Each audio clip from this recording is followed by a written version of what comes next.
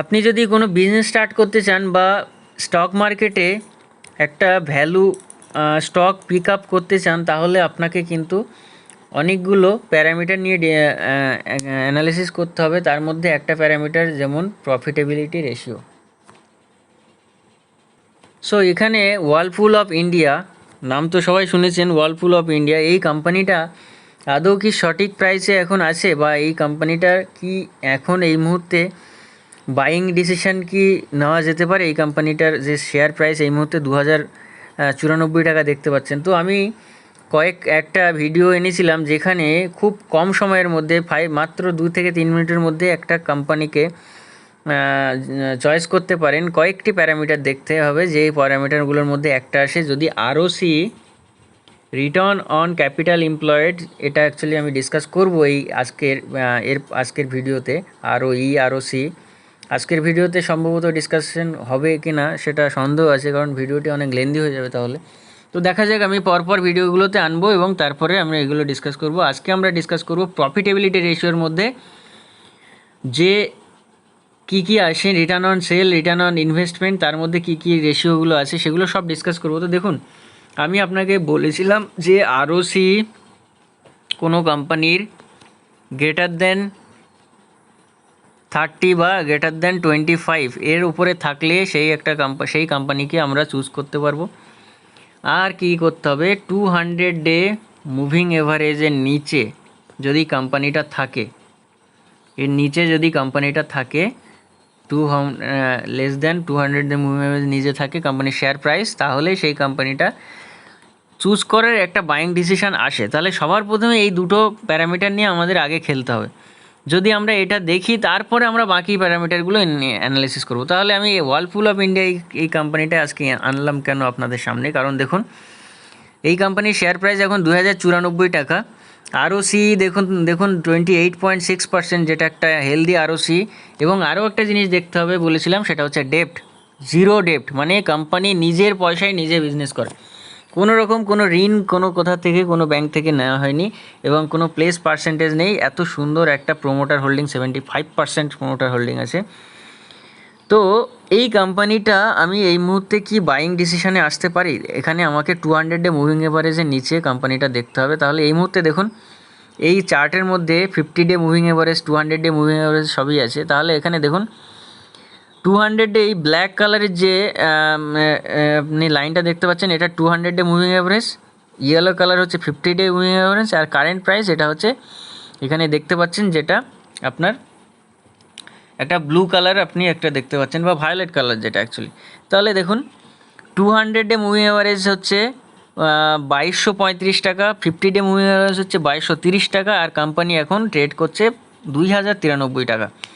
তার মানে কোম্পানি কিন্তু অনেক নিচে আছে, 200 ডে মুভিং এভারেজের নিচে আছে, মানে কোম্পানি কিন্তু একটা লোয়ার জোনের মধ্যে আছে। মানে এখানে একটা ক্লিয়ারলি একটা বাইং ডিসিশান আপনি নিতে পারেন, কারণ কোম্পানি অলমোস্ট ডেপ্ট ফ্রি। প্রোস দেখতে পাচ্ছেন, কনস হচ্ছে কি কোম্পানি ট্রেড করছে বুক ভ্যালু থেকে 10 টাইম বেশি, 10 টাইমসে অফ ইটস বুক ভ্যালুতে কোম্পানি ট্রেড করছে। কিন্তু ওয়ার্লপুল ইন্ডিয়া এটা মার্কেটে নাম্বার 1 কনজিউমার ডিউরেবলের মধ্যে ইন্ডাস্ট্রি হচ্ছে ডোমেস্টিক অ্যাপ্লায়েন্স, এর মধ্যে নাম্বার 1 কোম্পানি এই মুহূর্তে। Bajaj electrical, Symphony, IB industries, Orient electric, Bajaj TTK Prestige, এর মধ্যে ওয়ার্লপুল অফ ইন্ডিয়া দেখতে পাচ্ছেন নাম্বার 1 আছে। এবং সমস্ত জায়গায় আপনি কম্পেয়ার করে দেখুন, পি রেশিও কম্পেয়ার করে দেখতে পারবেন আপনি, আরওসি, আরওই সব কিছু কম্পেয়ার করে দেখুন, একটা বেস্ট পজিশানে কোম্পানি আছে এই মুহূর্তে। এবং সবচেয়ে ইম্পর্টেন্ট বিষয়, কোম্পানি ডেপ্ট ফ্রি। আপনি প্রফিটে দেখতে পাবেন এই মুহূর্তে, যেহেতু করোনাকাল আছে সেই কারণে এর বিজনেসটা এতটা ভালো হয়নি। তো এই কারণে এত ডিসকাউন্টেড প্রাইসে আপনি পাচ্ছেন, কিন্তু এই প্রাইসে কিন্তু এটা পাওয়া উচিত নয়। মতিলাল ওসওয়াল যে ফান্ড হাউস, তারা কিন্তু এটা 2700-র উপরে টার্গেট দিয়েছে উইদিন 4 মান্থ বা 6 মান্থ, বা অনেক ফান্ড হাউস দেখেছি আমি 3000-এর উপরে টার্গেট দিয়েছে। তো এই কোম্পানিটা কিন্তু এখন একটা ডিসকাউন্টেড প্রাইসে কিন্তু কোম্পানিটা রান করছে, যেটা আপনার জন্য একটা সুযোগ আসতে পারে। যে কোম্পানির সমস্ত sales profit and loss statement আপনি দেখুন, নেট প্রফিট 297 কোটি টাকা। তো অ্যাকচুয়ালি এই কোম্পানি এটা ওভারঅল দিক থেকে বিচার করলে কোম্পানির সব দিক থেকে আপনি দেখতে পাচ্ছেন নেট ক্যাশ ফ্লো দেখুন পজিটিভই আছে, কোনো রকম কোনো ডেপ্ট যে মানে ডেপ্টার্স ডে এখানে দেখতে পাচ্ছেন 17 দিন মাত্র, এর মধ্যে কোম্পানির পয়সা ঘরে চলে আসে। ইনভেন্টরি টার্নওভার হচ্ছে 3.54, যেটা একটা ভালো ইনভেন্টরি টার্নওভার। সবচেয়ে বড় আরও বেশি ইম্পর্টেন্ট হচ্ছে প্রোমোটার হোল্ডিং, সেটা হচ্ছে 75%। প্রোমোটাররা এতটাই ট্রাস্ট করে রেখেছে যে কোম্পানির বিজনেসের কোনো শেয়ার ছাড়তেই চাইছে না মার্কেট থেকে।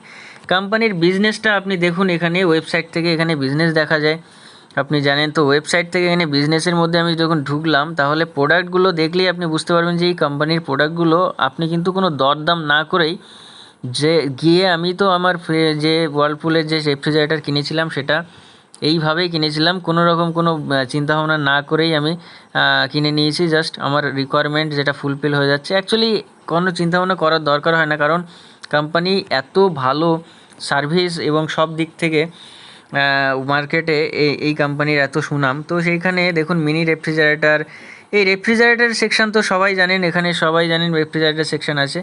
রেফ্রিজারেশন ছাড়াও কোম্পানির আরও অনেক কিছু প্রোডাক্ট আছে যেগুলো হয়তো আপনি জানেনই না। কোম্পানি কিন্তু কিচেনের মধ্যে আরও অনেক কিচেনের অ্যাপ্লায়েন্স যেগুলো আছে সেগুলোর মধ্যে কোম্পানি ঢুকে গেছে। সুতরাং শুধু রেফ্রিজারেটর নয়, আরও ওয়াশিং মেশিন আছে দেখতে পাচ্ছেন আপনি।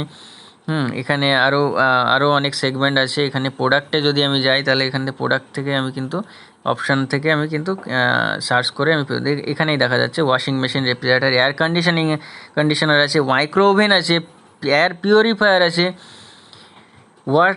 ওয়াটার পিউরিফায়ার আছে, রেফ্রিজারেটর আছে, ওয়াশিং মেশিন, এই সমস্তগুলো কিন্তু মার্কেটে কিন্তু ভালো একটা জায়গা ধরে আছে। তো এই কারণে এই কোম্পানির কিন্তু আরও এই যে আজকে যে একটা ডিসকাশন হবে, সেটা কিন্তু এই সব জায়গার দিক থেকে বিচার করলে কোম্পানি একটা বেস্ট পজিশন আছে, একটা স্ট্রং বাই ডিসিশান কিন্তু নেওয়া যেতে পারে। যদিও এটা আপনাকে আমি ডাইরেক্ট কোনো সাজেশান দিচ্ছি না, আপনি আপনার ফাইন্যান্সিয়াল অ্যাডভাইজারের সাজেশান নিয়েই একটা ডিসিশান নেবেন।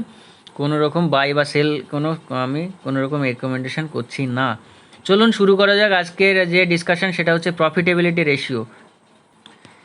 প্রফিটেবিলিটি রেশিওর মধ্যে মানে আমি লাস্ট ক্লাস ডিসকাসও করেছিলাম যে কতটা কোম্পানি প্রফিট মার্কেট থেকে, মানে অ্যাকচুয়ালি প্রফিটেবিলিটি রেশিও এর মধ্যে অনেকগুলো রেশিও আছে। তো প্রফিটেবিলিটি রেশিওটা কি ডিটারমাইন করে? How good a company is at making মানি, মানে কোম্পানিজ কম্পিটিটিভ পজিশন মার্কেটে কী আছে, এবং কোম্পানি মানে ইনকাম স্টেটমেন্ট থেকে প্রফিট টার্জিনগুলো এগুলো আমরা দেখতে পাই। তো এখানে আমরা প্রফিটেবিলিটি রেশিওকে দুইভাবে ভাগ করা যায়। এখানে দেখুন return on sell, return on investment, মানে সেলের ওপরে কী রিটার্ন আমি পাচ্ছি এবং আমি যে ইনভেস্টমেন্ট করেছি সেই ইনভেস্টমেন্টের ওপরে কী রিটার্ন আমি পাচ্ছি। অ্যাকচুয়ালি যদি আপনি কোনো বিজনেস স্টাবলিশ করেন, তাহলে সেটাও আপনাকে এই প্রফিটেবিলিটি রেশিও দেখতে হবে। যদি মনে করেন আপনি 10 লাখ টাকায় একটা বিজনেস স্টাবলিশ করতে চাইছেন, তাহলে এই 10 লাখ টাকা ইনভেস্ট করে আপনি কি বছরে 10%-এর বেশি মানে রিটার্ন অন ইনভেস্টমেন্ট পাচ্ছেন তো? বা আপনি অ্যাকচুয়ালি ইনফ্লেশনকে বিট করতে পাচ্ছেন তো? ইনফ্লেশন আছে 6%, হয়তো আপনার 10 লাখ টাকা এক বছর পরে 6%-এর নিচে রিটার্ন দিচ্ছে, তাহলে কি রিটার্ন অন ইনভেস্টমেন্ট যদি কস্ট অফ ক্যাপিটালের থেকে কম হয়, তাহলে কিন্তু এটা একটা ব্যাড ডিসিশন। তো এই সব বিষয়গুলো আমরা পরবর্তীতে আলোচনা করব, পরপর ভিডিওতে আসবে এগুলো।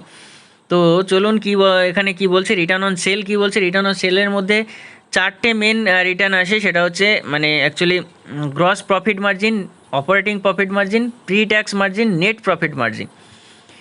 এবার আমি পরপর ডিসকাস করব এবং এগুলো কীভাবে কোথা থেকে দেখতে হবে সেটাও আমি এই ভিডিওতেই আপনাদেরকে দেখাবো। তো রিটার্ন অন প্রফিটেবিলিটি রেশিওর মধ্যে প্রথম যেটা আসে রিটার্ন অন সেলের মধ্যে আসে gross profit margin, operating profit margin, pre tax margin, net profit margin, এগুলো মাথায় রাখতে হবে। তাহলে এগুলো ডিসকাশন করার আগে আমি একটা কোম্পানির একটা ইনকাম স্টেটমেন্ট নিয়ে নিলাম। Let us understand return on sale by an income statement. এখানে রেভিনিউ আছে 2 কোটি টাকা, সেই একই এক্সাম্পল আমি নিলাম। কস্ট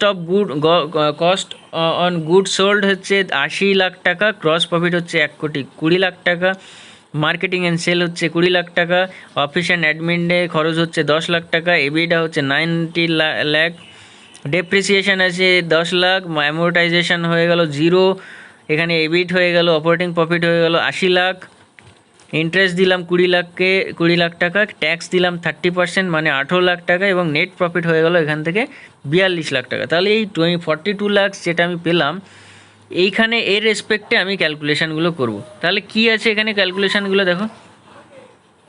দেখুন ক্যালকুলেশানগুলো আমি ধীরে ধীরে এখানে করব। গ্রস প্রফিট মার্জিন মানে লাস্ট ক্লাসেও ডিসকাস করেছিলাম, gross profit by net sale মানে কত গ্রস প্রফিট হয়েছে আমার, 120 কোটি টাকা আমার গ্রস প্রফিট হয়েছে।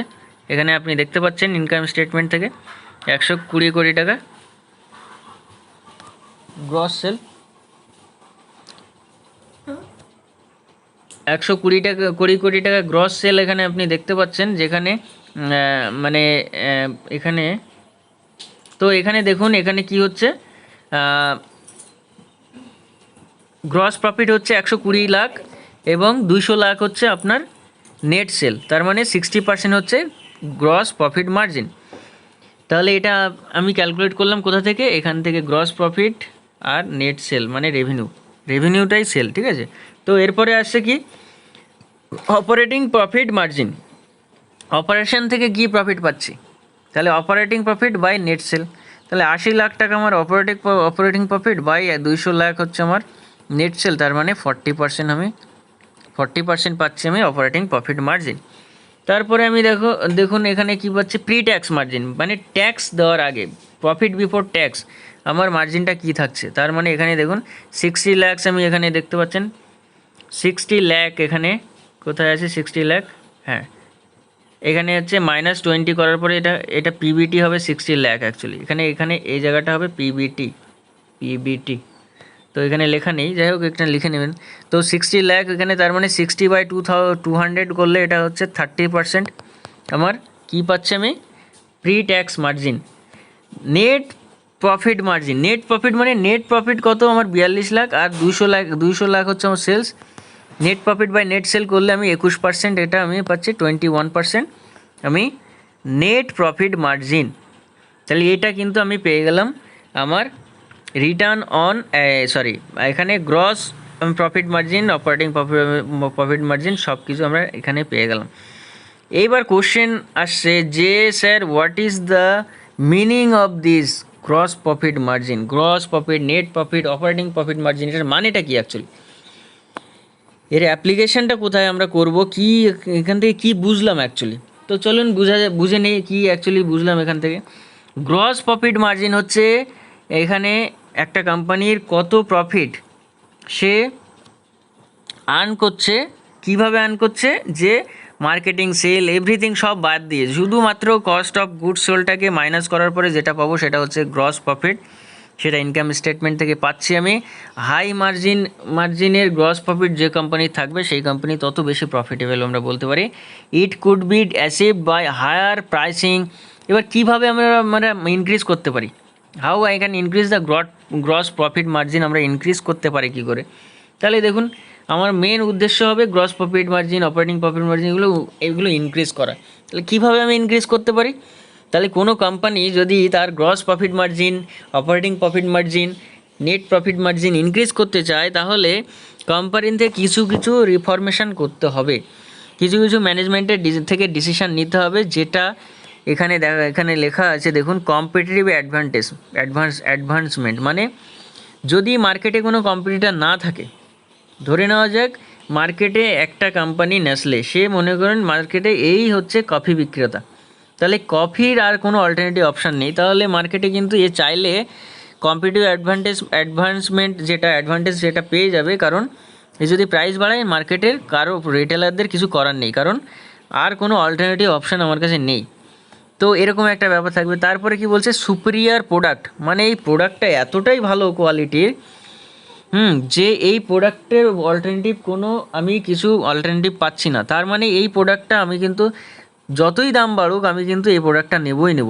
তাহলে কম্পিটিটিভ অ্যাডভান্টেজ আর সুপিরিয়ার প্রোডাক্ট কিন্তু থাকলে সেই কোম্পানির গ্রস প্রফিট বাড়বে, কারণ এই কোম্পানির প্রাইসটা আমি বাড়াতে পারি। প্রাইসিং মানে কি করতে পারবো, প্রাইসটা হাই করে দেবো এবং লোয়ার করব আমি প্রোডাক্ট কস্ট, ঠিক আছে, প্রাইসটা আমি হাই করে প্রাইসটা হাই করে দিয়ে আমি আমি গ্রস প্রফিট মার্জিন বাড়াতে পারি। আর কি করতে পারি, প্রোডাক্টটার কস্ট আমি লো করে দিতে পারি। কারণ এখানে দেখুন আপনি, এখানে আইদার আমাকে কি করতে হবে, আইদার আমাকে এটা বাড়াতে হবে আর নয়তো এটা কমাতে হবে, তাই তো। তার মানে এটা বাড়াতে হবে আর এটা কমাতে হবে, তাহলেই কিন্তু আপনার ইনক্রিজ করবে, তাই না। তার মানে এটা ইনক্রিজ করার জন্য দেখুন দুটো পদ্ধতি আছে। একটা হয় আপনি প্রাইসিংটা বাড়িয়ে দিন, আরেকটা হয় কি, মানে আপনার প্রোডাক্টের যে স্কেলটা বাড়িয়ে দিন, নাম্বার অফ প্রোডাক্ট সেটা বাড়িয়ে দিন। তাহলে competitive advantage, superior product, superior branding, মানে আইফোনের যে মনে করুন ফোনটা আছে বা যে কোনো মানে মানে আইফোনের যে ভিতরে যে টেকনোলজিটা আছে, তো ওই ব্র্যান্ডের ভ্যালুটাই আলাদা, যে আমরা আইফোন ছাড়া আমি ব্যবহারই করবো না, আমি রেডমি ছাড়া ব্যবহারই করবে না, আমি আমি দেখা গেলো অ্যাডিডাসের জুতো ছাড়া আমি পরবই না। এইভাবে যে মানুষ একটা ব্র্যান্ডের একটা চয়েস বা মানে যে অ্যাডিডাসের বিভিন্ন রকম যে স্পোর্টস শ্যু হতে পারে বা ট্র্যাক শ্যু, মানে যে অ্যাকচুয়ালি ট্রাউজার হতে পারে, হ্যাঁ টি শার্ট হতে পারে, এগুলো মানে মানুষ এই ব্র্যান্ড ছাড়া আর দ্বিতীয় কোনো অপশানেই যেতে চায় না। এইটা হচ্ছে ব্র্যান্ডিং, সুপিরিয়র ব্র্যান্ডিংয়ের এই কারণে দাম বাড়াতে পারে। বা আমি গোদরেজের আলমিরা ছাড়া অন্য আলমিরা ব্যবহারই করব না, এই যে ব্যাপারটা। এক্সক্লুসিভ টেকনোলজি, মানে এই আইফোনের যে টেকনোলজিটা, এটা কিন্তু আর কেউ কপি করতে পারে না বা কেউ কারোর কাছে নেই। তার মানে এই যে টেকনোলজিটাকে কিন্তু একটা কম্পিটিটিভ অ্যাডভান্টেজ নিয়ে কিন্তু তার প্রাইসটা বাড়িয়ে দিতে পারে কোনো রকম কোনো প্রবলেম ছাড়াই, এবং কোম্পানি মানে মানুষ এটা কিনবে, কারণ এত ইউনিক প্রোডাক্ট, ইউনিক ফিচার্স কেউ দিতে পারছে না, এই যে ব্যাপারটা। তাহলে এইভাবে কিন্তু আমি গ্রস প্রফিট মার্জিন বাড়াতে পারি। আর কীভাবে বাড়াতে পারি, ইকোনমিক অফ সেলস, মানে লার্জ স্কেল প্রোডাকশান করব, এত বেশি প্রোডাকশান করব যে প্রাইসের ভ্যালু কমিয়ে দিলেও আমার নেট ইনকাম বেড়ে যাবে। কারণ কি, যদি আগে 100টা প্রোডাক্ট আমি বিক্রি করে আমি গড়ে 10 টাকা ইনকাম করতাম, আমি যদি এখন 200টা প্রোডাক্ট বিক্রি করি, তাহলে আমার যদি প্রোডাক্টটা অ্যাকচুয়ালি 10 টাকা ইনকাম, যেটা মানে এখানে তাহলে 20 টাকা ইনকাম হবে, কিন্তু আমি যদি দামটা কমিয়ে দিই তাহলে আমার হবে 15 টাকা ইনকাম। মানে হতে পারে আমার 15 টাকা, আমি হয়তো দামটা কমিয়ে দিলাম 100 টাকার। এটা মানে বুঝতে পারছেন আমি কি বলছি, যে ধরে নিন একটা প্রোডাক্ট আমি কি করলাম, মার্কেটে 10 টাকা পার পিস 10 টাকা আমি করে বিক্রি করলাম, আমি 10টা প্রোডাক্ট বিক্রি করছে, তাহলে 10 × 10 মানে 100, তাহলে আমার 100 টাকা ইনকাম হচ্ছে। আমি কি করলাম, আমি সেকেন্ড কেসে কি করলাম, আমি প্রোডাক্টটা 10 পিসের জায়গায় আমি 50 পিস বিক্রি করছি, এবং পার পিসে আমি কি করছি, আমি 2 টাকা কমিয়ে দিলাম, মানে 8 টাকা প্রোডাক্টের দাম, তার মানে 5 টাকা, মানে 400 টাকা আমার ইনকাম হয়ে গেল। তাহলে এইভাবে কিন্তু লার্জ স্কেলে আমি প্রোডাকশানটা বাড়ালে আমার কিন্তু গ্রস প্রফিট বাড়বে। আর অপারেশনাল এফিসিয়েন্সিটা বাড়াতে হবে, মানে ইনভেন্টরি টার্নওভার এগুলো বাড়াতে হবে, অপারেশন যেগুলো হচ্ছে, লেবাররা যেগুলো করছে, কাজগুলো করছে, সেগুলো যাতে ঠিকঠাক গতিতে হয় সেই সবগুলো দেখতে হবে। তাহলে কিন্তু আমার এগুলো অপারেটিং প্রফিট মার্জিন যেটা গ্রস প্রফিট মার্জিন বাড়বে। Operating profit margin same process, operating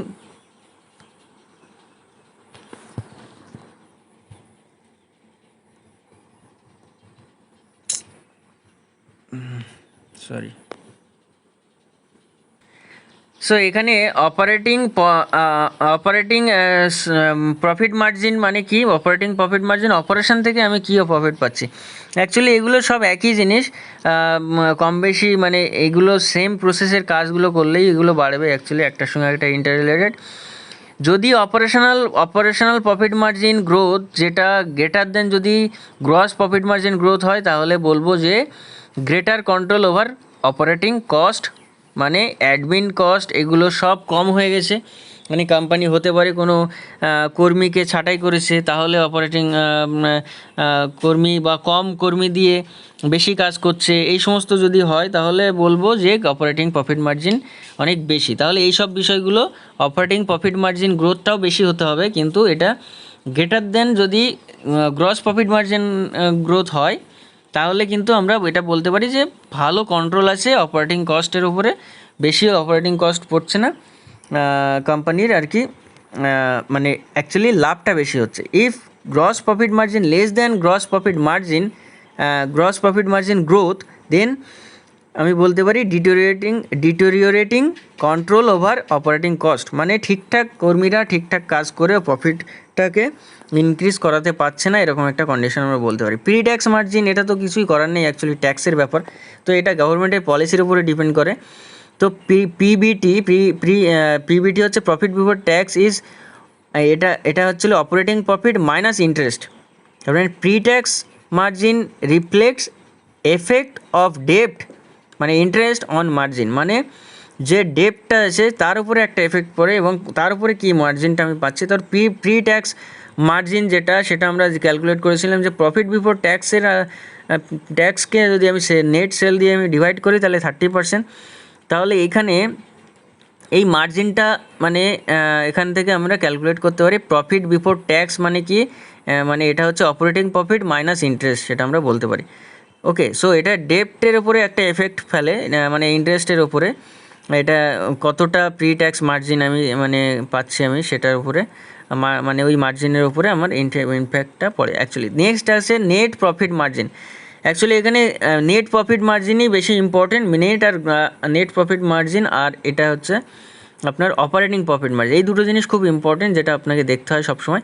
তো নেট প্রফিট মার্জিন হচ্ছে all operating and non operating expenses deducted in net profit, মানে সমস্ত অপারেটিং এবং নন অপারেটিং মার্জিন যেটা ডিডাক্ট করা হবে, মাইনাস করা হবে নেট প্রফিট থেকে, সেটাই হচ্ছে আপনার এবং তারপরে কি করা হবে, it is gives an overall picture of the company's profitability, পুরো কোম্পানির কী প্রফিট আসছে সেটা কিন্তু ওভারঅল পিকচারটা এখান থেকে দেখা যায়।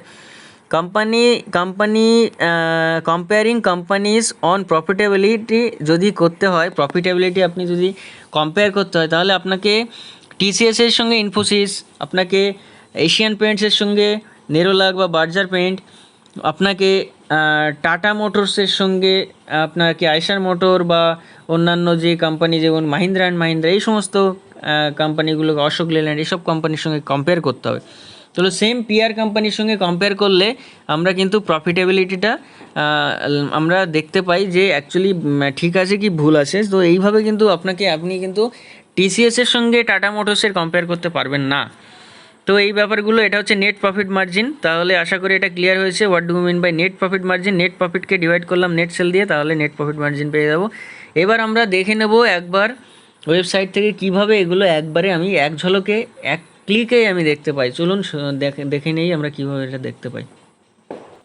তো এখানে আমি মানি কন্ট্রোলের screener.in ওয়েবসাইটে আসলাম। ওয়ার্লপুল যে ইন্ডিয়ার যে কোম্পানিটা আমি দেখছিলাম, এই কোম্পানির আমি যদি এই সমস্ত প্রফিটগুলো দেখতে চাই, তাহলে আমাকে কি করতে হবে, আমাকে এই যে এখানে গ্রাফটা আছে এই গ্রাফে আসতে হবে এবং এই সেলস মার্জিনে আমাকে আসতে হবে। এই সেলস মার্জিন থেকে আমি কিন্তু এগুলো দেখতে পাবো অ্যাকচুয়ালি। তো এই সেলস মার্জিন থেকে আমাকে সমস্ত আমার পিকচার আমি এখান থেকে দেখতে পাবো।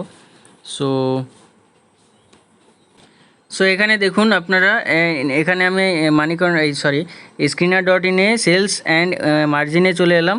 তাহলে এখানে দেখতে পাচ্ছেন আপনি এই যে রেড যে মানে অ্যাকচুয়ালি রেড যেটা কালারের লাইনটা আছে সেটা হচ্ছে গ্রস প্রফিট মার্জিন, ওপিএম, এটা হচ্ছে আপনার গ্রিনটা যেটা আছে সেটা হচ্ছে নেট প্রফিট মার্জিন, আর এটা বাকি মিডলেরটা আছে আপনার অপারেটিং প্রফিট মার্জিন। তো এখানে দেখতে পাচ্ছেন আপনি সেলস হয়েছে 1493 কোটি টাকার, গ্রস প্রফিট মার্জিন হচ্ছে আমার 36%, অপারেটিং প্রফিট মার্জিন 6%, প্রায় 7%, নেট প্রফিট মার্জিন আমার 4%, 4.3%। তো আমি এখানে বলেছিলাম যে অপারেটিং প্রফিট মার্জিন গ্রোথ যদি greater than gross profit margin হয়, তাহলে কি গ্রস প্রফিট মার্জিনের থেকে বেশি না। তার মানে এখানে আমি বলতে পারি যে মানে কোম্পানির অ্যাকচুয়ালি যে অপারেটিং প্রফিট মার্জিনটা, যে কোম্পানি ভালো করে অপারেটিং কস্টটাকে কন্ট্রোল করছে না।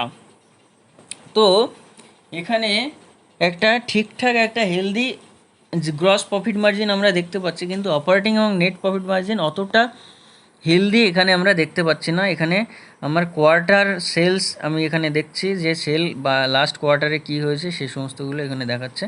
তো এইভাবে আমি কিন্তু এক ঝলকে 2 মিনিটের মধ্যে আমি কিন্তু ওয়েবসাইট থেকে এইভাবে কোনো একটা পার্টিকুলার কান্ট্রির কি প্রফিট মার্জিন কতটা কি আছে সেটা কিন্তু আমি ক্যালকুলেট করে দেখতে পারি। তো আশা করি বুঝতে পেরেছেন। ভিডিওটা যদি ভালো লাগে তাহলে অবশ্যই লাইক করুন, শেয়ার করুন, সাবস্ক্রাইব করুন, বন্ধুদেরকে জানান এই পার্টিকুলার এই ধরনের সেশন যে চলছে। তো freedom, how to achieve financial freedom, এই সিরিজের এটা প্রায় 20 নম্বর লেকচার। বাকি লেকচারগুলো এইভাবে ডে বাই ডে আসবে।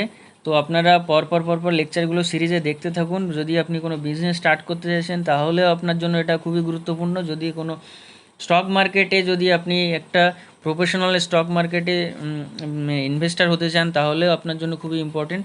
আজকে এই পর্যন্তই রাখছি। কমেন্ট বক্সে জানান নেক্সট ভিডিওতে আপনি কিসের উপরে চাইছেন। Today up to this, thank you for listening. জয় হিন্দ।